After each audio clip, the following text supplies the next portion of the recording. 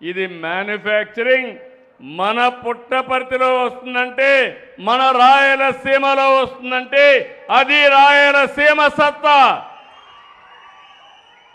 ఇంకొక పక్కన మొన్ననే కర్నూలు జిల్లా జొన్నగిరి మొన్నటి వరకు, ఇప్పుడు స్వర్ణగిరి. ఇప్పుడిది కాదు, అశోకుడి కాలంలో స్వర్ణగిరిగా 4వ రాజధాని. మొన్నటి వరకు జొన్నగిరి, ఈరోజు మళ్ళీ ఆ ఊరి పేరు స్వర్ణగిరి అని చెప్పి మీ అందరికీ తెలియజేస్తున్నా.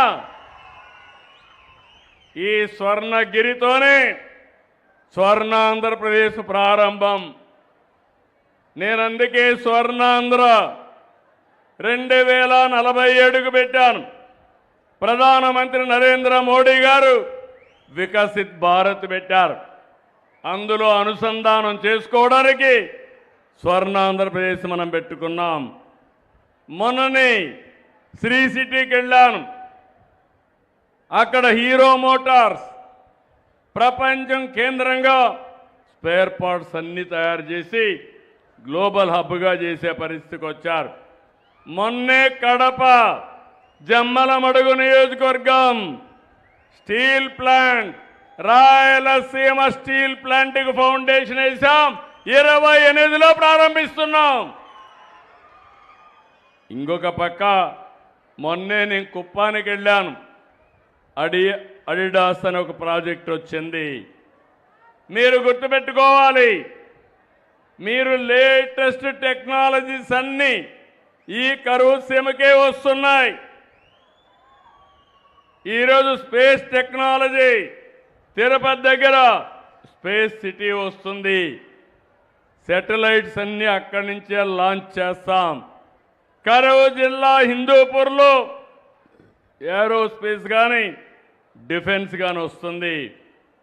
కర్నూలులో డ్రోన్ సిటీ వస్తుంది.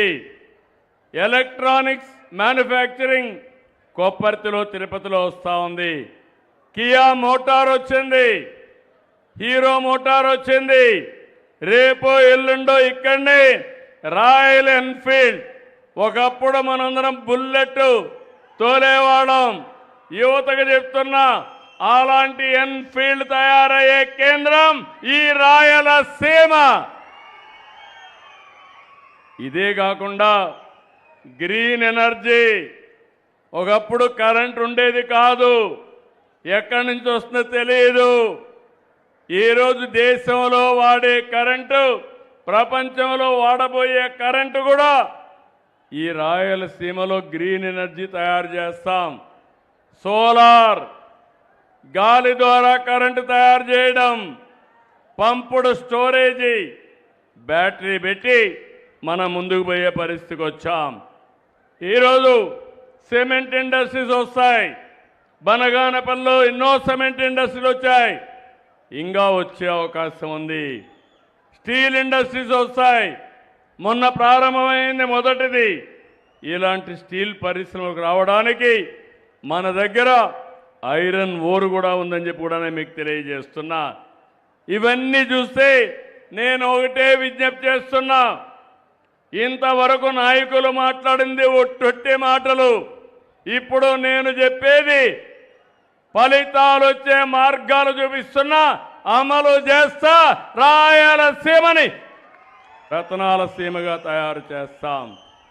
ఒక్క పరిశ్రమలే కాదు, రోడ్లు మీరు చూశారు, మంచి రోడ్లు వస్తున్నాయి.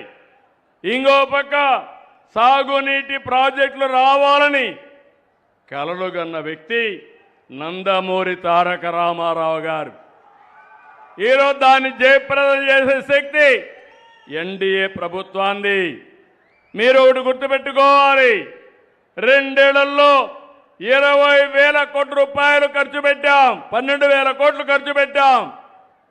5 ఏళ్లలో రాయలసీమ మాట మాట్లాడే వ్యక్తి ఖర్చు పెట్టింది 2,000 కోట్లు.